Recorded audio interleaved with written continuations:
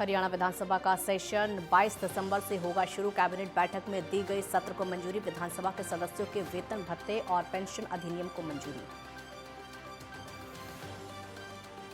हरियाणा के मुख्यमंत्री मनोहर लाल का सराहनीय फैसला। एमबीबीएस बॉन्ड पद्धति में किए गए बदलाव। बॉन्ड की कीमत 40 से घटाकर की गई 30 लाख।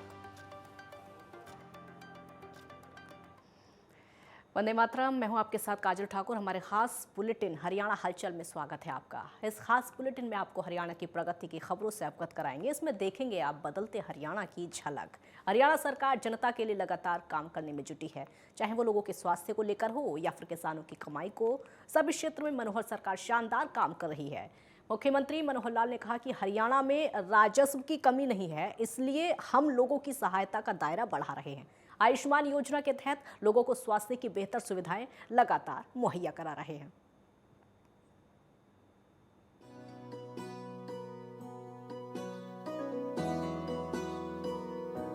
बन के आई नई एक उम्मीद है, बन के आई नई एक उम्मीद है। हर बीमारी से अपनी हुई जीत है, हर बीमारी से अपनी हुई जीत है।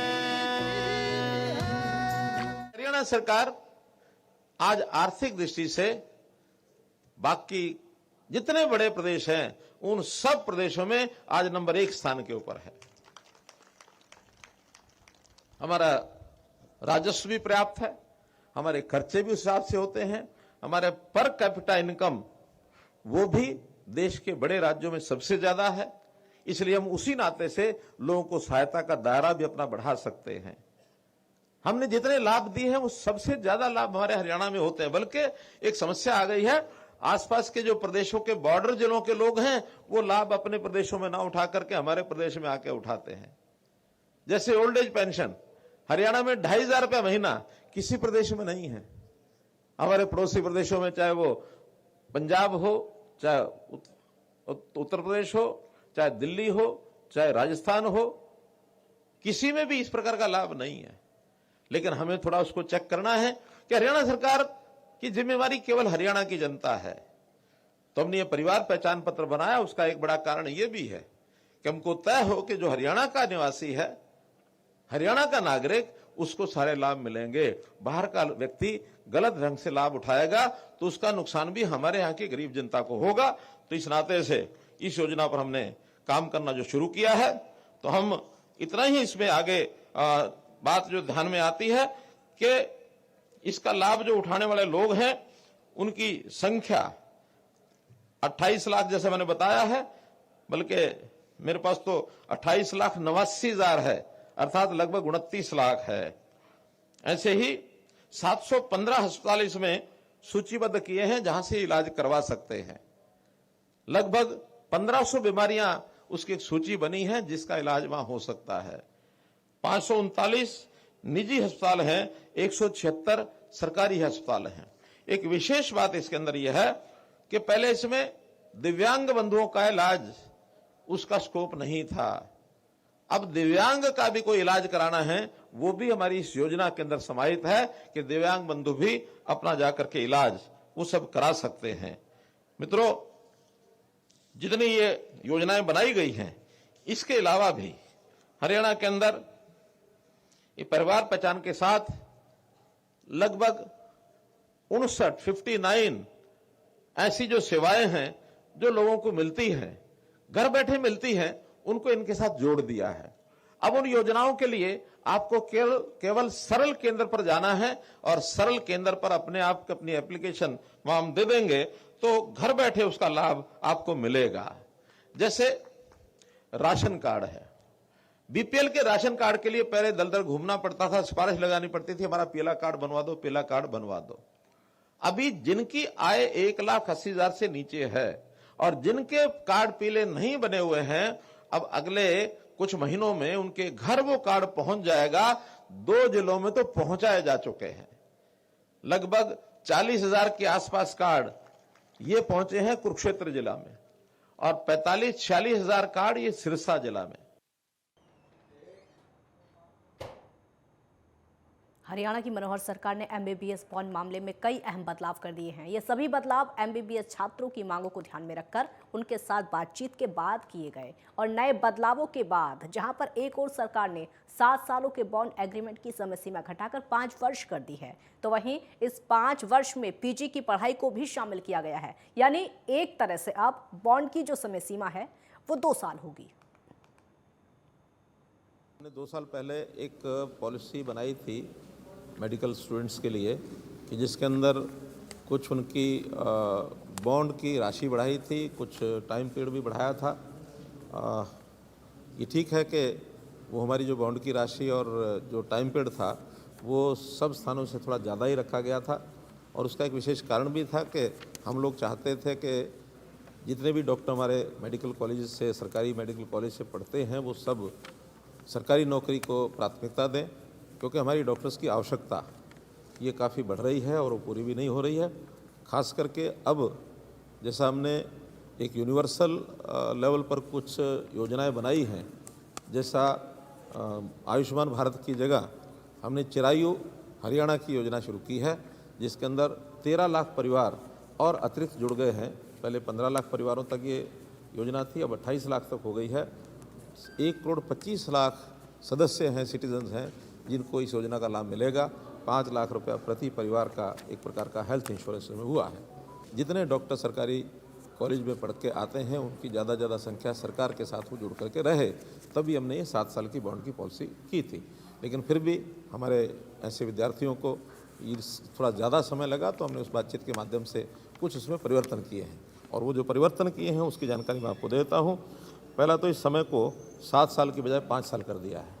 बहुत प्रदेशों में 5 साल पहले भी चल रहा है, तो हमने इसको 5 साल किया है और इसमें हालांकि डिमांड इसकी कम थी, लेकिन फिर भी अपनी ओर से हमने जो पीजी का टाइम पीरियड है 3 साल, वो इसके अंदर इंक्लूड कर दिया है। यानी एमबीबीएस करने के बाद अगर कोई विद्यार्थी पीजी भी करता है तो 5 साल के अंदर वो भी काउंट हो जाएगा। बहुत बड़ी राहत है पीजी करने वालों को इससे मिलेगी। जो राशि हमने तय की थी कि 40 लाख रुपए का बॉन्ड माइनस फीस लगभग 4.5 लाख इनकी 4 सालों में ली जाती है, तो अब उसको 10 लाख रुपए कम करके 30 लाख माइनस फीस अर्थात 25-26 लाख ही उसकी राशि बनेगी। और ये सबको नहीं पे करनी है, पे केवल वही करेंगे जो कहीं अगले 5 साल में एमबीबीएस करने के बाद सरकारी जो उनको सैलरी मिलती है उससे ज़्यादा पैसा अगर वो कहीं लेने के लिए प्राइवेट नौकरी में जाते हैं तभी उनको पे करना है। सरकारी नौकरी अगर नहीं मिलती और किसी को प्राइवेट भी नहीं मिलती तो उसके लिए जॉब गारंटी वो भी हमने दे दी है कि 1 साल के अंदर उसको कंट्रेक्चुअल लेवल पर हम नौकरी देंगे। पीजी की जो अभी पॉलिसी बनाएंगे, बाद में बनेगी तो अगले साल जो भी लोग एडमिशन लेंगे उनके ऊपर वो लागू होगी। पीजी की पॉलिसी अलग बनेगी।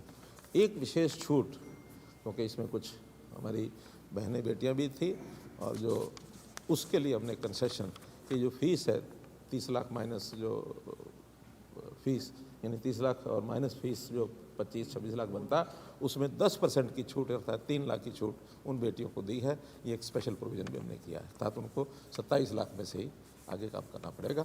ये सब विषय आज तय किए हैं और मुझे लगता है कि अब ये सारा जो विवाद है उसको समाप्त किया, समाधान किया। हरियाणा के मुख्यमंत्री मनोहर लाल ग्राम उत्थान के प्रति पूरी तरह से गंभीर हैं। वो जहां ग्रामीणों की समस्याओं का समाधान ग्राम स्तर पर ही करने के लिए प्रयासरत हैं और वहीं सरकारी योजनाओं को उनके घर द्वार पर ही देने के लिए कटिबद्ध है। इसका साक्षात उदाहरण उस वक्त देखने को मिला जब वो ग्राम संरक्षण संवाद कार्यक्रम के तहत ग्राम संरक्षकों से सीधा फोन कॉल के माध्यम से रूबरू हो रहे थे।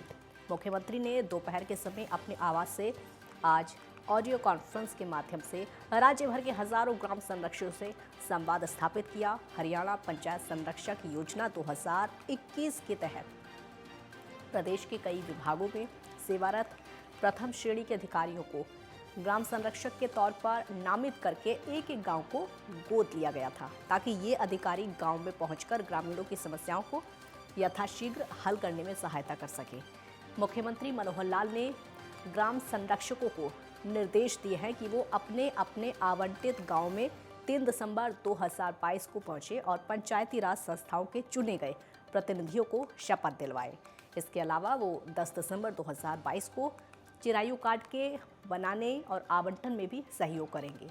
इस अवसर पर मुख्यमंत्री के प्रमुख प्रधान सचिव DS ढेसी, प्रधान सचिव V उमाशंकर, अतिरिक्त प्रधान सचिव एवं सूचना जनसंपर्क एवं भाषा विभाग के महानिदेशक डॉक्टर अमित अग्रवाल और उप प्रधान सचिव KM पांडुरंग भी उपस्थित रहे।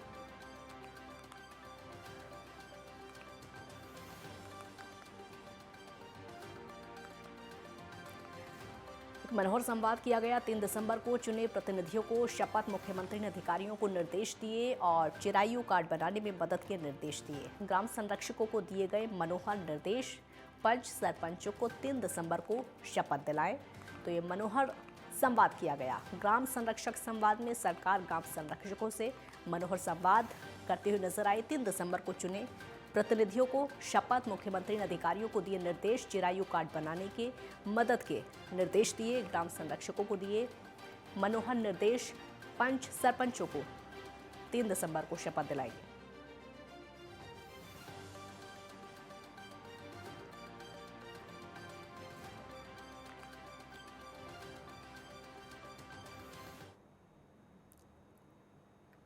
और इसी के साथ हरियाणा हलचल में फिलहाल इतना ही। कल फिर होगी आपसे मुलाकात इसी समय। एक ब्रेक के लिए यहाँ पर रुकेंगे, जल्द लौटेंगे।